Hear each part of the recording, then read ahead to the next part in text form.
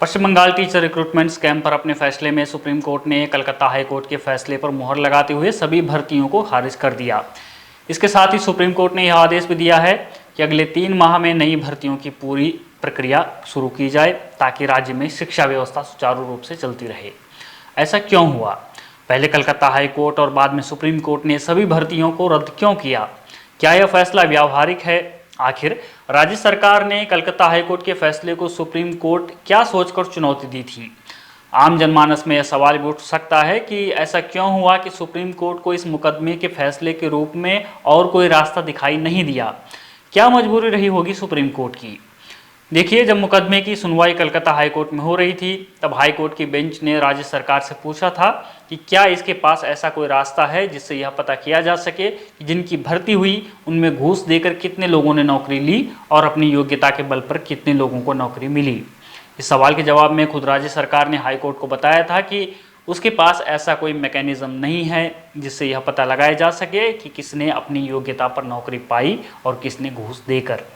इस विषय में राज्य सरकार की असमर्थता के बाद ही कलकत्ता हाईकोर्ट ने सभी भर्तियों को निरस्त करने का फैसला दिया था, क्योंकि राज्य सरकार कोई ऐसा मैकेनिज्म डेवलप करने से पीछे हट गई जिसकी सहायता से गेहूं को घुन से अलग किया जा सकता था। अर्थात जिन्होंने घूस देकर नौकरी हासिल की थी और जिन्होंने योग्यता के आधार पर नौकरी हासिल की थी उन्हें अलग किया जा सकता था। अब जब सुप्रीम कोर्ट ने हाईकोर्ट के फैसले को सही ठहरा दिया है तो इसका परिणाम क्या हुआ है? इसका परिणाम ये हुआ है कि सभी 26,000 कैंडिडेट्स, हालांकि इनमें से नॉन टीचिंग स्टाफ भी हैं, उनको लोग शक की निगाह से देखेंगे। अब हमें इस स्थिति को समझने की ज़रूरत है। हमें यह नहीं भूलना चाहिए कि इनमें से अधिकतर कैंडिडेट्स लोग योग्य होंगे, पढ़े लिखे होंगे, गोल्ड मेडल पाए लोग होंगे। चूँकि उनका रिक्रूटमेंट भी कैंसिल कर दिया गया है तो ऐसे लोगों को भी समाज शक की नज़र से देखेगा। लोग सोचेंगे कि क्या पता इसने भी घूस देकर नौकरी हासिल की होगी। और यह सच है। ऐसे लोगों के ढेरों वीडियो लोकल मीडिया में आ रहे हैं। जो लोग विवशता में रोते हुए, शिकायत करते हुए पूछ रहे हैं कि उनके मान सम्मान का क्या होगा। लोग अपनी संस्थाओं का नाम बता रहे हैं जहां से वे पढ़े हैं। तमाम लोग अपने सर्टिफिकेट दिखा रहे हैं यह साबित करने के लिए कि योग्यता के उनके सर्टिफिकेट या स्कूल और कॉलेज की उनकी मार्कशीट कितनी अच्छी है। हमें यह समझने की ज़रूरत है कि यह सामान्य स्थिति नहीं है।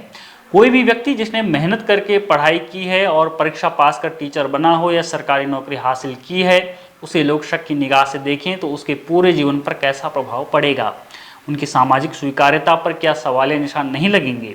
उनकी व्यक्तिगत योग्यता का क्या होगा? ये ऐसे सवाल हैं जिनका उत्तर पश्चिम बंगाल सरकार, वहाँ के नागरिकों, बुद्धिजीवियों और समाज को खोजना होगा। दूसरी तरफ ममता बनर्जी का इस विषय पर कहना है कि वह ऐसे लोगों की सहायता करेंगी जिन्होंने अपनी योग्यता के बल पर नौकरी हासिल की थी। सवाल है कि कैसे करेंगे सहायता? कैसे पहचानेंगे ऐसे लोगों को जिन्होंने अपनी योग्यता के बल पर नौकरी हासिल की थी? अगर उनके पास यह जानने का कोई तरीका था तो फिर उन्हें कलकत्ता हाईकोर्ट को बताना चाहिए था कि उनके पास ऐसा कोई मैकेनिज्म है ऐसे लोगों को अलग करने का जिन्होंने अपनी योग्यता के बल पर नौकरी हासिल की थी। उन्होंने यह काम पहले क्यों नहीं किया? पहले ऐसा करती तो अदालत उन लोगों के रिक्रूटमेंट कैंसिल नहीं करती। दरअसल ममता बनर्जी अपने किए पर शर्मिंदा होने के बजाय बड़ी ढिठाई से उसका बचाव कर रही हैं। यह बात और है कि अपनी इन कोशिशों में वह एक बेशर्म राजनीति को परत दर परत खोल रही हैं। वो इस बात को बड़े आराम से पीछे फेंक रही हैं कि उनके शिक्षा विभाग ने रिक्रूटमेंट से संबंधित सारे रिकॉर्ड्स इसलिए ख़त्म कर दिए ताकि सबूतों को मिटाया जा सके। उनकी सरकार के विभागों ने ये काम नहीं किया या परीक्षा की OMR शीट्स डिस्ट्रॉय न की होती तो शायद उन लोगों की पहचान आसान होती जिन्होंने अपनी योग्यता के बल पर नौकरी हासिल की थी। पर अपराधी क्या करे? उसे अंत तक यही लगता है कि सबूत मिटाकर वह बच सकता है, बिना यह सोचे कि उसके ऐसा करने से कितने लोग किस तरह से प्रभावित होंगे।